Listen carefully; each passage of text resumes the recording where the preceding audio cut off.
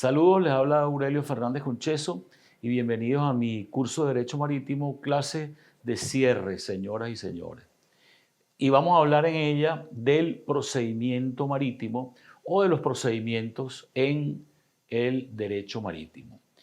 A través de todo el curso, en las distintas clases, hemos hablado de las figuras del derecho marítimo y también, por supuesto, de los contratos, de los distintos tipos de contratos, contratos de transporte de personas, de mercancías, contratos de fletamento, contratos de remolque, de reparación de buques, de construcción de buques, etc. Y también hemos hablado, por supuesto, de los riesgos de navegación y de los accidentes de navegación y la contaminación del mar por petróleo, estas categorías especiales que es todo ese sistema operativo que se refiere a la actividad costa afuera. Hemos hablado del futuro al referirnos a los buques autónomos y a la navegación inteligente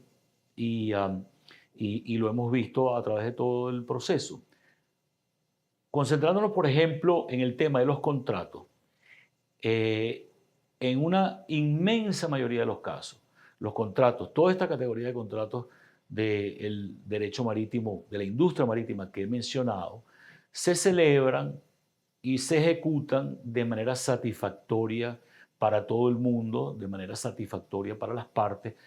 El contrato, repito, se materializa, realiza en su ejecución y al final todo el mundo queda feliz. Pero hay un pequeño número de situaciones que en términos relativos es pequeño, digo, porque es un porcentaje pequeño del total de las relaciones contractuales que diariamente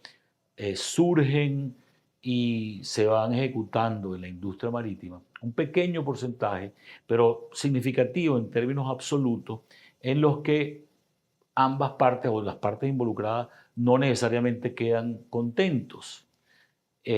porque el contrato no se ha ejecutado de la forma que una de ellas o ambas consideraban que se debió haber ejecutado.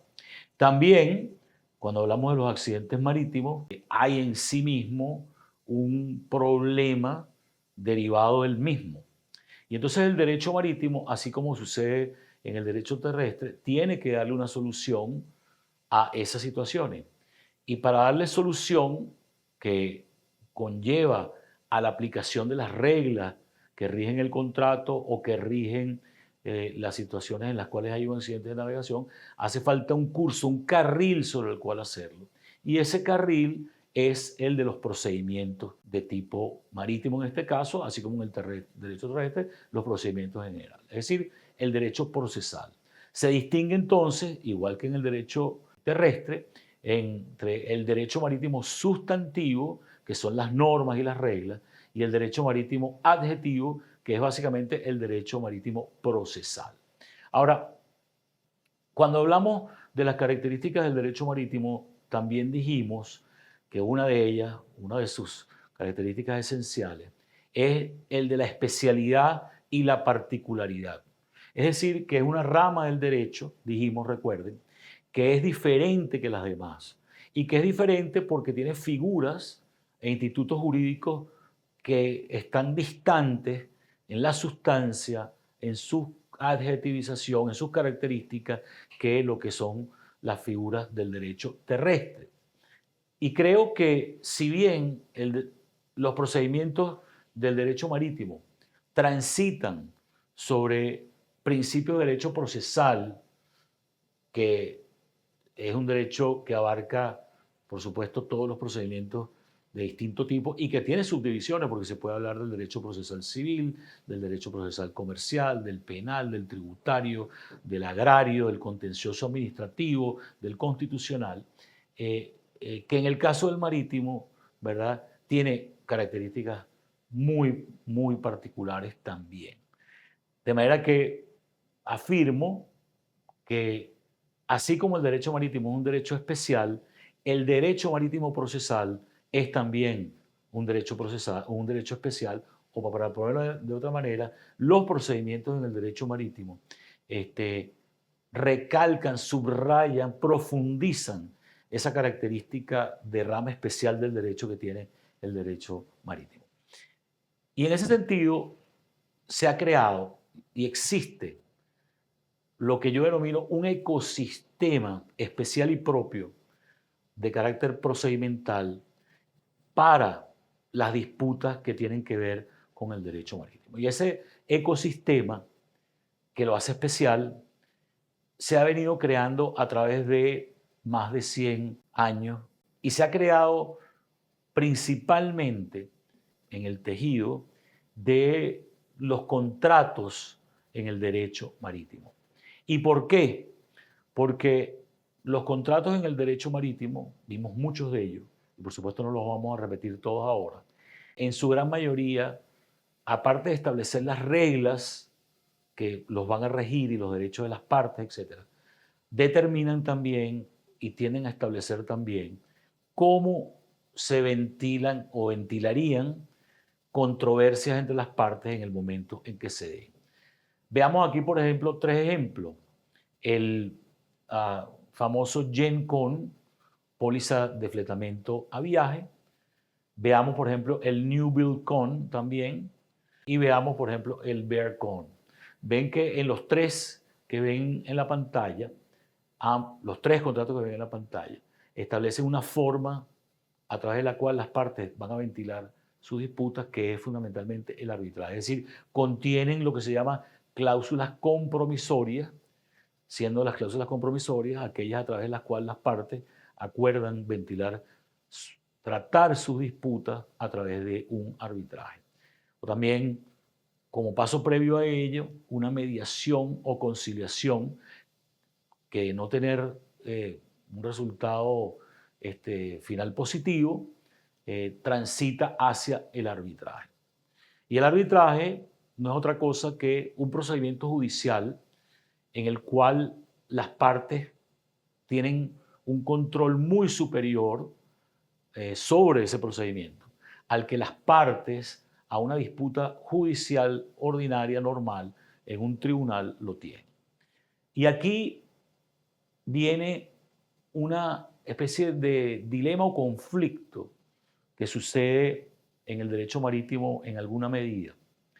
Y es el dilema entre la realidad política, vamos a ponerlo así, de la cual derivan las normas que regulan los procedimientos judiciales, y la realidad técnica, comercial y geográfica de que la navegación, como hecho fundamental, objeto de regulación del derecho marítimo, se realiza en distintas latitudes y entre distintos países, como lo hemos hablado tantas veces. Y esto porque el sistema judicial de un país, la estructura a través de la cual en un país específico se administra justicia, es algo muy propio y muy inherente a la soberanía de ese país, y en lo cual no debe haber interferencia de otros países o de la comunidad internacional en general, más allá de ciertas cuestiones que tienen que ver con los derechos humanos en los que no vamos a entrar. Entonces, este ecosistema que existe en el derecho marítimo para ventilar las controversias y que le da prioridad a las partes de una manera fundamental para que ellas sean las que conduzcan los procesos a través de los cuales van a debatir sus diferencias, necesita acoplarse en muchas ocasiones con ese otro principio fundamental del derecho internacional público y del derecho constitucional de la mayoría de los países, según el cual la estructura, funcionamiento del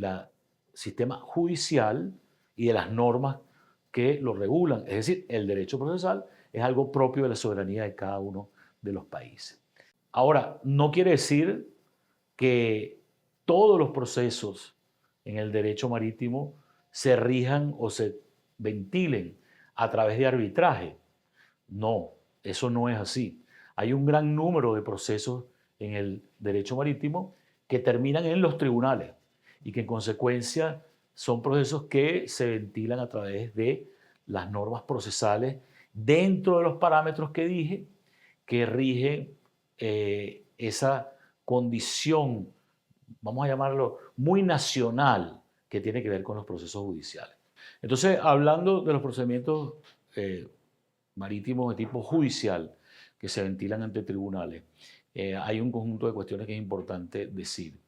En primer lugar, algunos contratos en el derecho marítimo prevén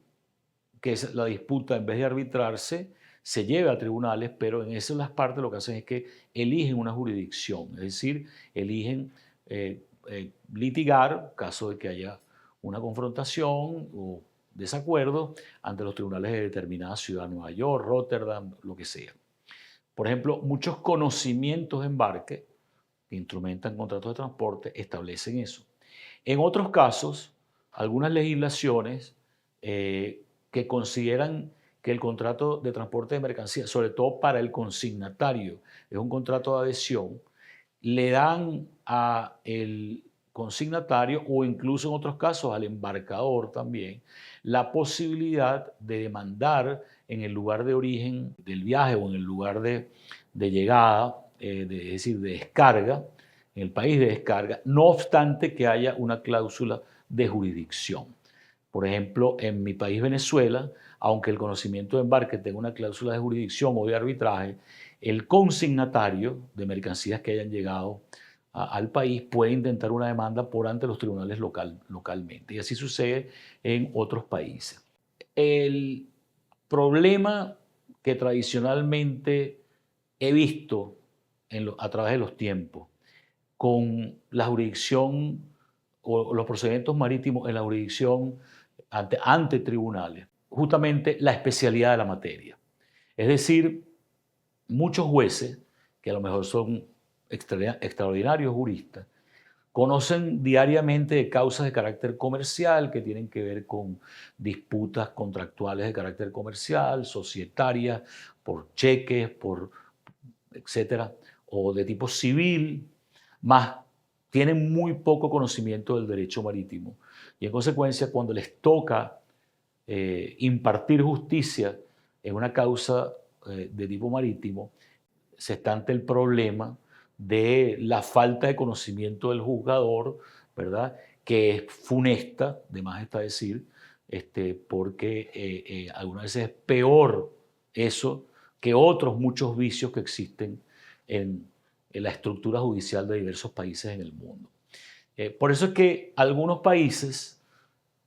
han creado jurisdicciones marítimas especializadas, bien tribunales marítimos especiales, exclusivos, bien que le encomiendan a un tipo de tribunal particular, que a lo mejor es de la jurisdicción comercial o civil, las causas de tipo marítimo, con lo que se puede decir que hay un tribunal marítimo en ese país. Algunos países importantes con tribunales marítimos son Brasil, China, Dinamarca, España, Estados Unidos, donde es una jurisdicción federal o es competencia de los tribunales federales, excepto en algunos casos particulares que corresponden a los tribunales estadales, pero con cierto nivel de especialidad. Panamá, que debo decir, es un ejemplo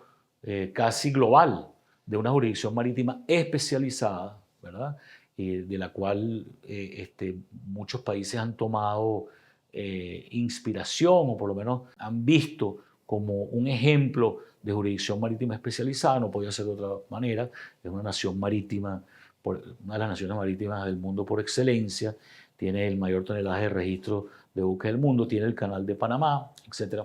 El Reino Unido, Inglaterra, Suecia y mi país Venezuela, que tienen tribunales marítimos especializados, entre otros. Como decía, la ventaja de una jurisdicción marítima especializada es en primer lugar el conocimiento del juez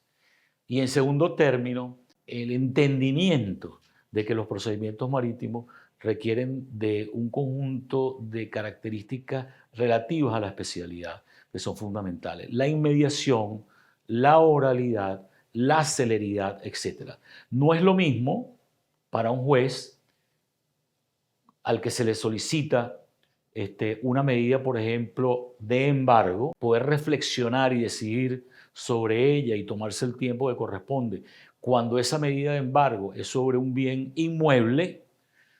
o sobre bienes muebles terrestres, que están ahí hoy y van a estar ahí mañana y el mes que viene y el siguiente, que cuando tiene que decidir sobre si embarga un buque o no, que está en un puerto cercano a la ciudad donde está el tribunal y que está hoy y que a lo mejor mañana ya no está y más nunca vuelve a ese país. De manera que el juez tiene que tener un entendimiento de la diferencia significativa desde toda perspectiva que hay en las necesidades que derivan de la condición del procedimiento marítimo versus otras. Igual sucede en lo que tiene que ver con el tema probatorio, por ejemplo. Porque el tema probatorio, volvemos a lo mismo, si hay una disputa relativa a un bien inmueble, a lo mejor no hacen falta pruebas ante causa previas al juicio, porque el inmueble va a estar ahí mañana, pasado o cuando transcurra el tiempo. En cambio, en el caso de buques, el buque no va a estar mañana y es posible que la parte requiera de obtener pruebas previas al juicio, es decir, sin que se haya incoado un juicio como tal, y el juez debe tener el entendimiento, debe conocer la materia de forma tal que pueda entender la necesidad de que esa parte tenga la posibilidad de obtener las pruebas como algo inherente a su derecho a la defensa, como algo inherente a su derecho al debido proceso, etcétera, etcétera. También existe en el derecho procedimental de un gran número de países el denominado discovery, ¿verdad? Y uso el término en inglés porque es una figura del derecho procesal que viene fundamentalmente del derecho anglosajón y que es aquel en el cual una parte, o es la figura en la cual, conforme a la cual una parte le puede pedir a la otra que le enseñe y traiga al proceso un conjunto de pruebas que de otra manera no las puede obtener porque están nada más en poder de la otra parte, en español también conocido como el derecho a la exhibición. Y en materia marítima esto es algo fundamental. En los casos en los que, por ejemplo, hay un accidente de navegación, los afectados por el accidente tienen que derivar muchos de sus elementos de prueba de información que está dentro del buque. Y para eso necesitan acceso al buque. Y para eso necesitan un acceso rápido al buque. Porque de lo contrario, las pruebas pueden quedar eliminadas, desaparecer. Y en consecuencia, ese derecho a la exhibición, al discovery, en materia marítima es fundamental. Como digo, que viene fundamentalmente del derecho procesal anglosajón y en algunas ocasiones en los sistemas de derecho procesal de origen continental los jueces no lo entienden tanto. Si a la vez el juez al cual se le presenta la necesidad de resolver sobre eso que es un derecho fundamental de la parte, no solamente no tiene una formación tradicionalmente que viene de los sistemas anglosajones, pero que además no entiende la cuestión marítima, posiblemente podrá darse una situación en la cual los derechos fundamentales de la persona que requiere esa prueba se vean vulnerados porque no se entienda que tiene la necesidad de acceder al buque rápido antes de que zarpe, etc. Ahora, con todo, la gran mayoría, decía, de los contratos en el derecho marítimo establecen el arbitraje como fórmula de ventilar las controversias. Y ya vimos las cláusulas arbitrales en 3 contratos que les puse allí, pero existen cláusulas arbitrales, múltiples cláusulas arbitrales de todo tipo en diversas categorías de contratos de la industria marítima. Y un conjunto de centros de arbitraje fundamentales y que son preeminentes. Londres, Nueva York, Singapur, Hong Kong, Dubái, París, Miami, Houston, etc. Y diversos centros de arbitraje. Creo que está claro que la preeminencia en términos de lo que son los procedimientos arbitrales en el mundo marítimo la sigue teniendo Londres. En esto hay distintas estadísticas dependiendo del año, pero en los últimos años las estadísticas que he visto indican siempre que Londres tiene entre el 60 y el 70% de los arbitrajes marítimos, otro 20 o 30 lo mantiene Nueva York y el resto se distribuye entre estos otros centros, algunos de los cuales han desarrollado y han aumentado su presencia o su significación dentro del mundo de lo marítimo, como son Singapur, Hong Kong, Dubái, en los Estados Unidos, Houston y Miami. Este tema, por ejemplo, de por qué Londres tiene preeminencia como sitio de arbitraje preferido de una manera significativamente mayoritaria, se ha discutido mucho e incluso en algunos casos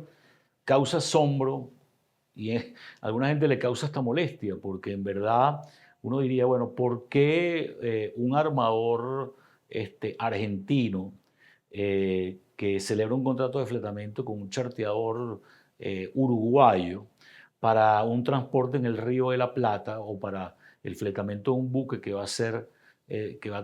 tráfico en el Río de la Plata, ha de escoger como ley aplicable la ley inglesa y como procedimiento para ventilar controversias del arbitraje en Londres? ¿O por qué un armador griego que le fleta un buque a un charteador chino para un viaje entre Holanda y la India, ¿verdad?, escoge Londres como sitio del arbitraje y no uno de esos países bien relativos a la nacionalidad de las partes o bien de dónde se va a realizar y ejecutar el contrato? Y la respuesta a eso que yo he encontrado y la que tradicionalmente transmito en conferencias, en clases a los alumnos, creo que se puede resumir en dos palabras, que es tradición y confiabilidad. Y el tema de la tradición es una realidad, aunque a algunos no les guste, porque lo hay en todo, en la moda hay tradición, no porque los amigos mexicanos, por ejemplo, decidan que Ciudad México va a ser el centro de la moda mundial o lo decrete el presidente de México, Ciudad México se va a convertir en el centro de la moda mundial. Los centros de la moda mundial serán los que han sido París, Milán, etcétera, lo que sea, por tradición. Y la tradición se logra con un conjunto de circunstancias muy complejas, diversos factores que se entrelazan y actúan y hacen que el mundo entero, de una manera casi espontánea, vea ese lugar como un lugar para el cual va a satisfacer esa necesidad, si es la moda en Milán o si los arbitrajes en el plano de lo marítimo,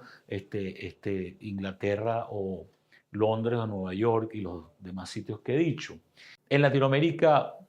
ha habido esfuerzos para crear centros de arbitraje, porque como decía, si un armador chileno y un charteador colombiano celebran un contrato de fletamento, lo lógico es que decidan ventilar sus controversias en uno de los dos países, o incluso en un tercer país latinoamericano como Argentina, pero no sucede, y creo que no sucede por la falta de madurez de los sistemas de arbitraje en algunos países, o por lo menos, si no la hay la falta de madurez, porque quizás es errado decir que hay falta de madurez en los sistemas de arbitraje de diversos países latinoamericanos o asiáticos o africanos, etcétera, quizás sea simplemente, repito, por un tema de tradición. En Londres, los arbitrajes los conduce primordialmente la Sociedad de Árbitros Marítimos de Londres, que tiene aproximadamente unos 35 árbitros, todos con un conocimiento extraordinario, todos con un gran prestigio, con una gran honorabilidad y confiabilidad. Aparte de la Sociedad de Árbitros Marítimos en Londres, también existen otras, por supuesto, instituciones también en las cuales se puede realizar arbitraje, como la Corte Internacional de Arbitraje en Londres, como la Cámara Internacional de Comercio, que en realidad el centro de arbitraje lo tiene en la ciudad de París, pero que permite arbitraje en todos los lugares del mundo y que tiene, digamos, sucursales en todos los lugares del mundo, con lo cual es posible un arbitraje en Londres conforme a las reglas de la Cámara de Comercio Internacional, igual que los en París o en Panamá o en Caracas. Y después centros especializados relativos al tipo de producto con el que se está arbitrando, como por ejemplo FOSFA. El centro de arbitraje es FOSFA con relación a disputas que tengan que ver con aceites o semillas, o GASFA con disputas que tengan que ver con granos, alimentos para animales, etcétera. En Singapur el centro de arbitraje Singapur, en Hong Kong el centro de arbitraje de Hong Kong y en Nueva York la Sociedad de Árbitros Marítimos de Nueva York. Además de que el centro de arbitraje, el lugar del arbitraje, las reglas del arbitraje y otras normas relativas a ello se seleccionen en los contratos, nada obsta para que después que se produce o cuando se produce una disputa derivada de una situación, por ejemplo, extracontractual, hablemos de una colisión o de un abordaje. Las partes, sobre todo cuando se trata de una disputa de derecho privado en el cual las partes tienen el control de la acción y no es un tema de orden público, el conocimiento de las acciones relativas al incidente por los tribunales de determinada jurisdicción, como sería, por ejemplo, en el caso de un acto de contaminación del mar por petróleo o algo así. Que las partes elijan como método, en vez de demandarse ante un tribunal, elijan como método para ventilar sus controversias el arbitraje. Y entonces allí, o elijan una jurisdicción específica donde ventilar las controversias, por ejemplo, la misma Londres o Nueva York o París, aun cuando el arbitraje ha sucedido en un río en el continente africano. Y ahí, en la selección de el sitio del arbitraje, el tipo de arbitraje o el procedimiento judicial y el lugar el domicilio del tribunal a seleccionar, los abogados de las partes en discutirlo hasta que por fin puedan llegar a un acuerdo, utilizarán su ingenio, su conocimiento y también su intuición para analizar qué les convendrá, qué les conviene de distintas perspectivas, cuál es la inclinación o tendencia en un centro de arbitraje específico hacia intereses que son más parecidos a los de su cliente, si es el buque, o intereses más parecidos a los de su cliente, si es la carga. ¿Cuál es la rapidez con que se tramitan los procedimientos en esa jurisdicción? ¿Cuál es el costo en esa jurisdicción? Y aquí hago un paréntesis para decir que una de las cosas que llama la atención es que Londres siga siendo la selección como sitio de arbitraje por preeminente, no obstante tener un elevado costo, quizás mayor que el resto de las jurisdicciones, lo cual o repito, subraya la importancia de la tradición en los procesos mentales de selección, de escogencia, de cuestiones como esta, que pueden tener una influencia fundamental en el patrimonio de la gente. Pero entonces eso, el costo, otras circunstancias como por ejemplo la privacidad, ¿verdad? En el caso de Inglaterra, los laudos arbitrales son confidenciales y el público en general, en consecuencia, no los conoce a menos que las partes decidan publicarlo, a diferencia de lo que sucede con los juicios y las sentencias, que en la mayoría de los países del mundo, y ciertamente en Inglaterra, en Estados Unidos, en mi país, Venezuela, son de acceso al público, a la prensa, etcétera, etcétera. Y otros factores similares que son los que llevarán a elegir el sitio del arbitraje, tanto en estas situaciones de elección post-incidente, como también cuando se está discutiendo un contrato y como vieron, siendo que la mayoría de los contratos establecen distintas alternativas en cuanto al sitio del arbitraje y la ley aplicable, le toque a las partes elegir uno de ellos. A mí las estadísticas tienen el problema de que varían, pero la trascendencia del arbitraje en el derecho marítimo se ilustra con una estadística que vi hace poco, en la cual se hablaba o se analizaban 2.000 casos de arbitraje, constituciones, paneles arbitrales, relativos al transporte de distinto tipo, transporte terrestre, transporte postal, transporte en camiones, etcétera, etcétera, y transporte por agua. Y más de la mitad de los arbitrajes eran relativos a temas de transporte marítimo. En el año 21, Londres, por ejemplo, tuvo casi sobre 2.700 nominaciones de árbitros y sobre 500 laudos arbitrales. Una de las características que tiene el laudo arbitral, el arbitraje, es que las partes tienen dominio completo de él, no así el juicio, o los juicios, los procedimientos judiciales. Pueden iniciarlo, pueden suspenderlo cuando quieran, pueden convertirlo en una mediación o conciliación, pueden pedirle al árbitro que tome determinadas determinaciones dentro de periodos de tiempo específicos, etc. Normalmente comienza, así como los procedimientos judiciales de tipo marítimo comienzan con una demanda presentada ante un tribunal, los arbitrajes comienzan con la nominación del árbitro por parte del reclamante, transitando hasta la constitución del panel arbitral, distintas Los distintos centros de arbitraje tienen distintas reglas con relación a ello. En algunos casos se cita a la otra parte, se le da la oportunidad de que nomine su árbitro y si no lo hace, lo nomina el centro de arbitraje y esos dos nominan al tercero. En otros casos, el árbitro designado por el reclamante, si la parte demandada no ha nominado el suyo dentro del periodo de tiempo, queda como el árbitro único. Se constituye el panel. Una vez constituido el panel invita a la reclamación y contestación de las reclamaciones con un número ¿cómo se llama?, de actuaciones que son puramente escritas, y de hecho hay muchos laudos que se producen en función de actuaciones puramente escritas,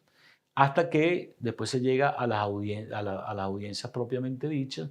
previo el intercambio de pruebas que incluirá, como dije, la exhibición. Es decir, las pruebas que yo le pido a mi contraparte y que mi contraparte tiene que entregar, y las pruebas que mi contraparte me pide a mí y que yo estoy obligado a entregar. Una vez dados todos esos elementos y puestos sobre la mesa, en la búsqueda de que, digamos, el resultado del proceso se parezca lo más posible a la verdad, el árbitro entonces llama a las audiencias correspondientes, oye los argumentos de las partes y se produce un laudo. Normalmente cuando se suscribe una cláusula compromisoria de arbitraje, se establece si el arbitraje es de derecho y en consecuencia los árbitros tienen que regirse por la letra estricta de la ley en interpretar la situación y decidir, o si es de equidad y en consecuencia pueden aplicar más allá de lo que establece la ley, principios de equidad, de justicia, de lo que indica, vamos a decir, el correcto proceder, etc. Algunos laudos son definitivos y no anulables, otros laudos son impugnables a través de distintos recursos de tipo judicial ante los tribunales, etcétera, etcétera. A su vez, sucede en el derecho marítimo que a lo mejor él va a haber que ir a ejecutar el laudo en otra jurisdicción, igual que sucede con las sentencias, y existen en los distintos países distintos mecanismos para ejecutar sentencias o laudos. En el caso particular de mi país, curiosamente, es más fácil y rápido ejecutar un laudo arbitral que ejecutar una sentencia, pero por supuesto esto varía en cada país. A la vez, en el derecho marítimo procesal se plantea el problema de qué sucede cuando el resultado del proceso es la ejecución y venta en pública subasta del buque. Bien, si el resultado del proceso es ese, el buque es subastado, viene alguien y lo compra, lo adquiere en la subasta judicial, el derecho marítimo quiere asegurar que haya la confiabilidad necesaria para que esa persona que adquiere el buque lo compre sabiendo que la sentencia sobre la cual se fundamentó la venta del buque va a ser reconocida en los distintos países del mundo. Porque, por supuesto, nadie quiere comprar un buque en una subasta judicial en determinado país y en el primer viaje sufrir un embargo en un puerto de aquel otro país en función de que alguien o los tribunales de ese país o las leyes de ese país no reconocen la venta judicial realizada en el país donde se verificó como resultado final del arbitraje o juicio. Para eso y para darle uniformidad, y ese es uno de los puntos en los que la uniformidad del derecho marítimo es fundamental, el Comité Marítimo Internacional, conjuntamente con UNCITRAL, ha promovido con fuerza una convención que se aprobó en Beijing en diciembre del año 22, que es la Convención Internacional para el Reconocimiento de la Venta Judicial de Naves, que busca asegurar que en todos los países partes se dé adecuado reconocimiento a la venta judicial de un buque cuando ha sido objeto de remate o de subasta judicial en otro como resultado de un proceso judicial o arbitral. Hablando de la especialidad del derecho marítimo, tenemos que mencionar también en hablar del procedimiento marítimo como algo muy especial, una especie de afluentes que tiene el procedimiento marítimo, sea que se trate de un procedimiento marítimo judicial ante un tribunal o arbitral, y sea en el país que sea, y que ya hemos conversado a través del curso. Si hay un arbitraje o si hay un juicio, ese arbitraje o ese juicio se consideran y conocen como procedimientos de mérito o de fondo, porque el juez, los jueces, el árbitro o los árbitros van a conocer sobre el fondo de una controversia, sobre el mérito de una controversia, sobre el mérito de una persona que reclama un derecho frente a otra. Más estos afluentes que les estoy diciendo y de los cuales estamos hablando, tocan el aspecto de asegurar que el resultado de ese juicio de mérito sea un resultado efectivo, eficiente, tangible y que no se haga imposible, nugatoria o inexistente en el mundo de la realidad lo que decide el árbitro, lo que decide el juez.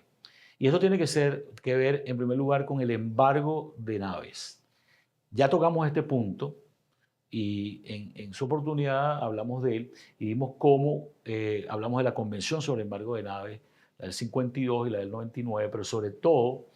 dijimos como cuestión muy importante que a diferencia de lo que sucede en el derecho terrestre, un buque se embarga en primer lugar para obtener una garantía de las resultas de un proceso en la forma de una carta de garantía otorgada por un club de protección e indemnización, en la forma de una caución real o depósito en dinero, en la forma de algún otro tipo de fianza. Y dijimos también que un buque solo puede ser embargado si el reclamante tiene sobre él un privilegio marítimo o un crédito marítimo, todos los cuales la convención enumera y de los cuales hablamos en su oportunidad, y que en muchos países aplican por el hecho de ser parte de la convención o por el hecho de que, como en el caso de Venezuela, ese país específico no ha aprobado la convención, más ha traído sus disposiciones al derecho interno. Entonces, el embargo del buque, siendo que busca que el reclamante tenga la seguridad de que va a poder ejecutar en el mundo de la realidad el fallo que lo favorezca, tiende a ser muchas veces el primer paso del procedimiento marítimo y en múltiples ocasiones un paso previo a la causa de fondo o de mérito propiamente dicha. Y también en muchas ocasiones un paso de tipo procedimental que se verifica en un país distinto que donde va a ser o se va a ventilar el fondo de la controversia. Porque en el ejemplo en que hay una cláusula arbitral que establezca que la controversia se va a ventilar en la ciudad de Nueva York, o una cláusula de jurisdicción que haya escogido Buenos Aires como el lugar en el que se ventilen las controversias, es posible que el buque no se pueda encontrar ni en Nueva York ni en Buenos Aires, sino que haya que embargarlo en Angola, por utilizar un ejemplo, más, sin embargo, ese acto, mediante el cual la persona interesada va al tribunal en Angola, pide el embargo del buque y embarga el buque, siempre que se cumpla con las condiciones de esa jurisdicción, lo obtiene a cambio de una garantía, se convierte en realidad en el primer acto del proceso, de un proceso que después se va a desarrollar a lo mejor miles de kilómetros a distancia de donde se verificó el embargo. Y esta circunstancia, siempre he dicho yo, ilustra una vez más, subraya, destaca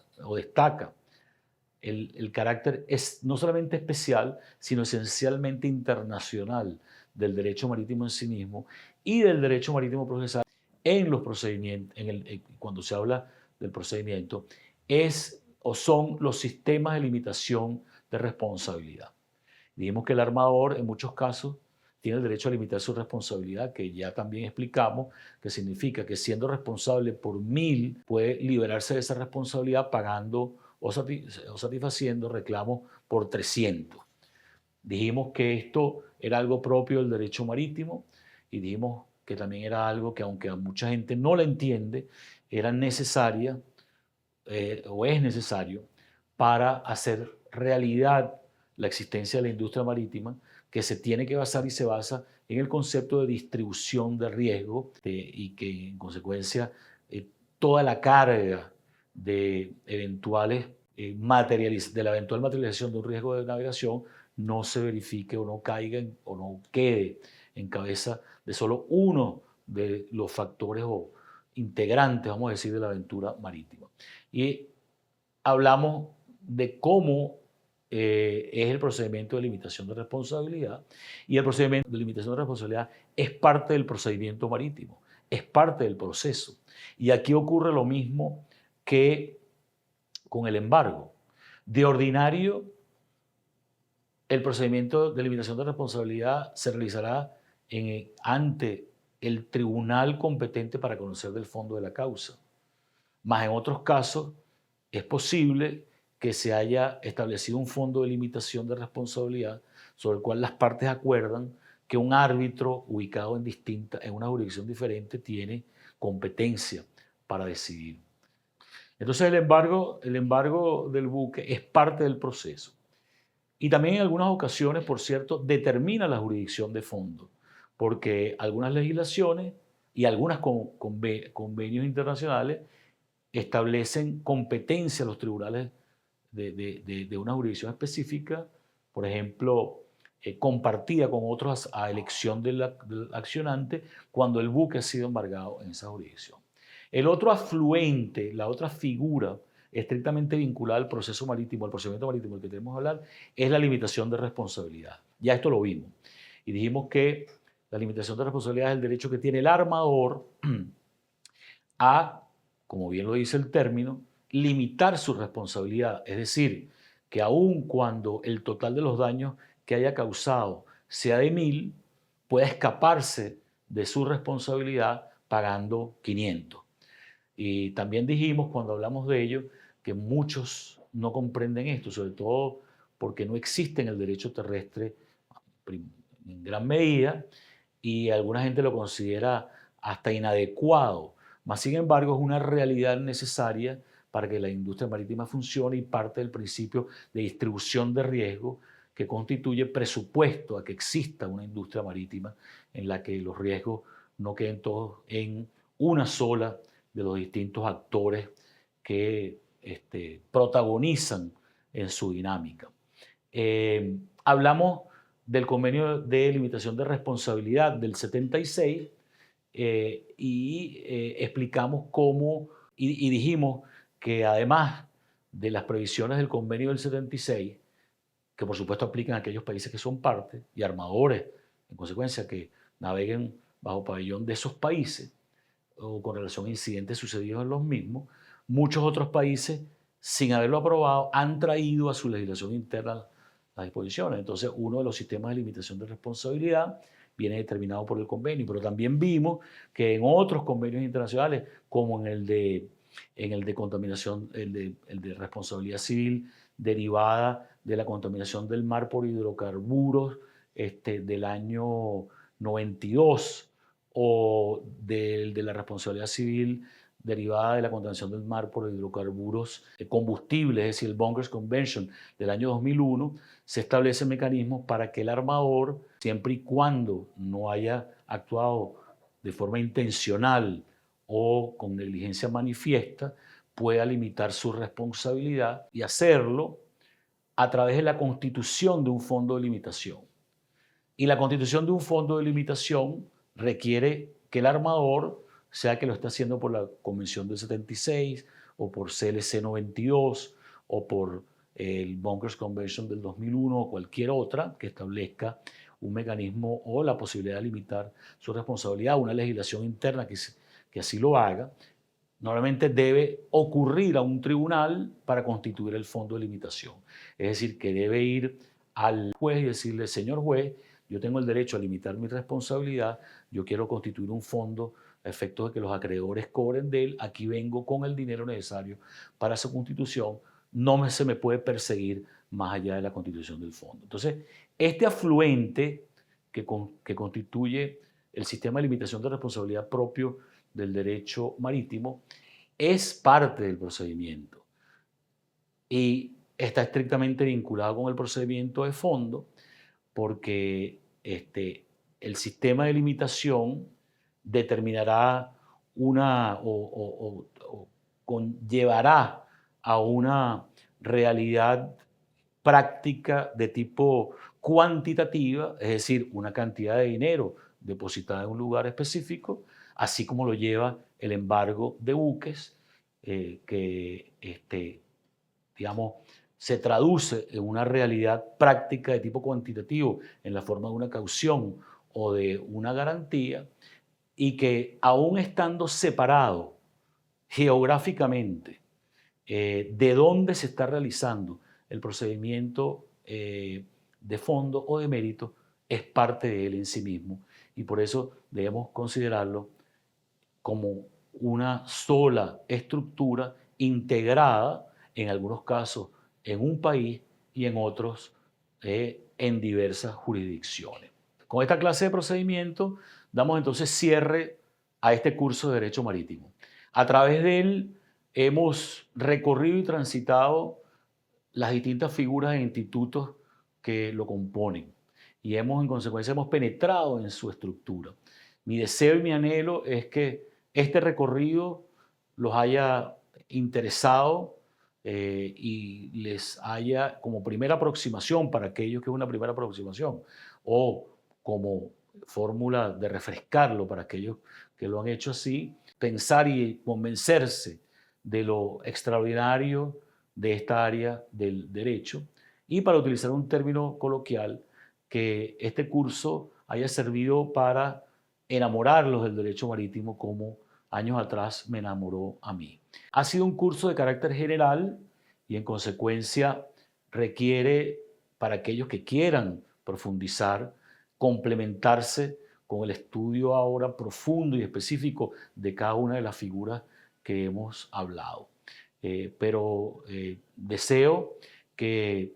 haya servido para que se convenzan de que quieren seguirlo estudiando y quieren seguirlo viviendo. A la vez, estoy seguro que nos volveremos a encontrar en los caminos de esta fascinante área del derecho y por eso me despido,